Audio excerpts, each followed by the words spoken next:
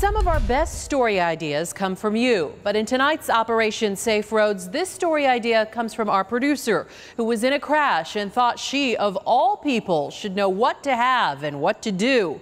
But she realized in the panic of the moment, we could all use a refresher. Police tell me there's one thing to do right away. Safety is most important to us, so what we want to do is, if you're able to, move your car off of the roadway so that other cars aren't attracted to it. We don't want another accident to happen. Many drivers mistakenly skip that because they want to preserve the scene. I understand that that a lot of people think that, but that's not the case. If it's any kind of normal accident and you can move the cars off the road, the officers can figure out exactly what it was that happened. Then call for help right away. 911 will bring local police on the roads, DPS on the freeways. And you don't have to call police on private property unless there are certain circumstances. If there's serious physical injury or death, obviously someone would need to call the police for that.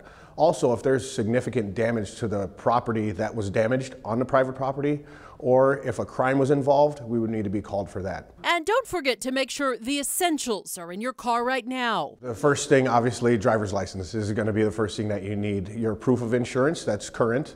And then the last thing that you would need is the registration. We want to know who's the owner of the vehicle as well. Hopefully reminders you'll never need. Also, we've heard reports of the other driver asking for you to sign something at the scene. Probably not wise to sign anything. And remember, of course, to call your insurance company as soon as you can. If you have a story idea for Operation Safe Roads, use the contact info we have on abc15.com.